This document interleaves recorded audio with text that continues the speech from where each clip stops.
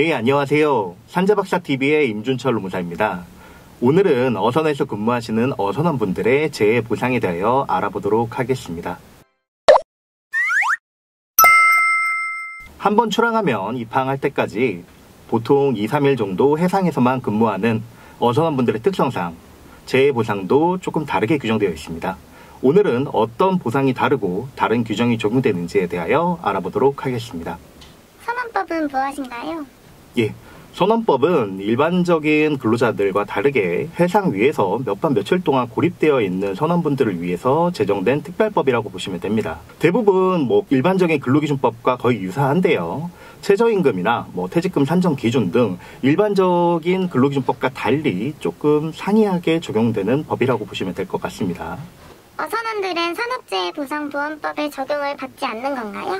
예, 일반적인 근로자들의 경우에는 많이 아시는 산업재해보상보험법의 적용을 받고 있습니다. 그러나 어선원분들은 어선원 및 재해보상보험법, 이제 앞으로는 그냥 어선원법이라 짧게 부를게요. 이 법의 적용을 받고요. 이 법도 이제 선원법이랑 유사하게 해상에서 근무하는 특수성을 고려해가지고 재해보상을 좀 더 신속하게 하기 위해서 만든 특별법이라고 보시면 될 것 같습니다. 어선원법의 적용 범위는 어떻게 되나요? 예, 어선원법에 따라서 보험을 가입하여야 하는 어선의 기준이 있습니다. 보험 가입은 그 어선 소유자가 가입을 하게 되고요. 보통 법에 규정되어 있는 거는 3톤 이상의 어선은 무조건 의무 가입 대상으로 되어 있습니다. 따라서 3톤 이상의 어선에서 근무하시는 어선원 분들은 이 법에 따라서 재해보상을 받을 수 있게 되고요. 그렇다면 이제 적용되지 않는 기준은 무엇일까요? 대표적인 예는 3톤 미만의 어선이라고 보시면 됩니다. 근데 3톤 미만이라고 해도 어선 소유자가 두 척을 가질 수도 있잖아요. 그래서 한 척은 5톤, 한 척은 2톤일 경우에는 2톤에서 근무하시는 어선원 분들의 경우에도 동법의 적용을 받게 됩니다. 그 외에 대표적인 사례로는 이제 원양 어선, 그리고 수산물 운송선 등이 있고요.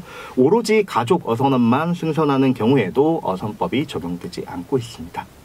3톤 미만 어선일 경우 산재보상이 전혀 안 되는 건가요? 3톤 미만 어선이라고 해도 무조건 적용이 안 되는 건 아니고요. 어선원법은 적용되지 않지만 산업재해보상보험법은 적용되게 됩니다.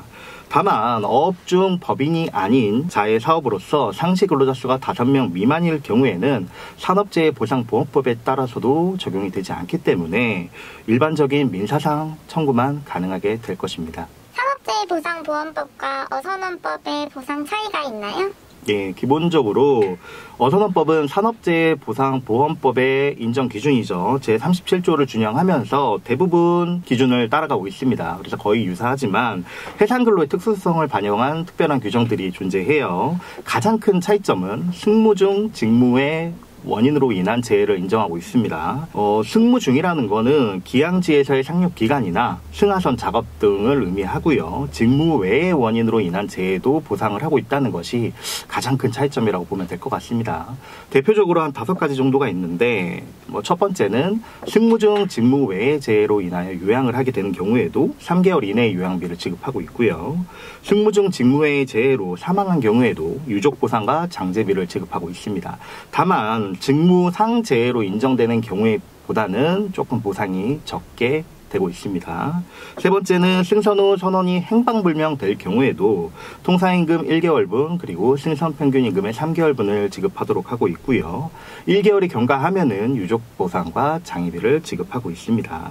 네 번째로는 소지품이 유실될 경우인데요. 통상임금의 2개월분을 한도로 해가지고 소지품 유실급여 등을 지급하고 있고요. 마지막으로 산재법에서는 장애 등급에 따라서 7등급부터는 장애보상연금으로 수령할 수 있는데 어선원법의 경우에는 일시금으로만 수령이 가능하다는 차이점이 있습니다. 어선원의 산재보상은 어디로 청구하나요? 산업재해보상보험에 따른 산재보상의 경우에는 고용노동부 산하에 있는 근로복지공단으로 청구를 하고요. 어선원법의 경우에는 해양수산부 산하의 수산업협동조합 중앙회, 줄여서 이제 수협이라고 많이 불리우는 곳으로 청구를 해야 합니다. 어선원의 산재 신청 시 선박 소유자 날인이 꼭 필요한가요? 과거 일반적인 산업재해보상보험법에 따른 최초 요양급여를 신청할 경우에는 재해 발생 경우에 대해서 사업주의 날인을 받는 제도가 있었습니다. 그러나 이 제도 자체가 근로자의 산재 신청을 제약하는 요소로 작용한다고 해서 2018년 1월 1일자로 개정되어서 동법이 폐지되어서 이제는 사업주 날인 없이도 산재 신청을 근로자 혼자서도 할 수 있게 됐는데요. 어선원법에 따라서는 아직 과거 제도가 그대로 유지 중이어서 선박 소유자인 보험 가입자의 날인을 받아야 하는 간이 있습니다. 선박 소유자가 날인을 거부할 경우에는 어떻게 되는 건가요? 예, 그 보험 가입자인 선박 소유자가 산재 신청에 대해서 날인을 거부하는 경우도 있고요. 그 경우 무조건 신청이 안 되는 건 아니고요. 사업주가 왜 이 날인을 거부했는지 사유서를 직접 작성해서 첨부하실 경우에는 산재 신청은 가능하게 됩니다. 보상 시 임금은 얼마나 되나요? 예, 어선원법에 따라서 보상되는 임금은 기본적으로 보험 가입 시 선박 소유자가 이제 어선원의 월 고정급 그리고 통상임금, 승선 평균 임금을 기재해서 가입하도록 되어 있습니다. 그러나 현실적으로 어선원분들은 비율급이나 어획량에 따라서 생산수당이 결정되거나 현금으로 지급받는 등 여러 가지 이유로 임금 산정이 곤란한 경우가 많아요. 그래서 보험 가입 시 해양수산부 장관이 고시하는 기준임금으로 가입을 할 수 있습니다. 2021년 적용되는 기준임금은 선원의 최저임금은 224만 9,500원이고요. 어선원의 재해보상 시 적용되는 통상임금 및 승선평균임금 산정을 위한 월 고정급의 최저액은 월 265만 8,570원이고요.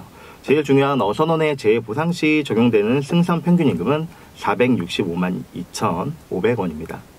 5톤에서 20톤 규모의 어선의 경우에는 승선 평균임금의 95%를 기준으로 하여 평균임금을 산정하고요. 2021년 기준으로 봤을 때는 441만 9,870원이 어선원 재해보상 시 승선 평균임금으로 적용될 것입니다. 네, 오늘은 어선원분들의 산재 보상에 대하여 간략히 알아보았습니다. 추가적으로 궁금하신 사항은 댓글로 달아주시면은 친절히 답변 드리도록 하겠습니다.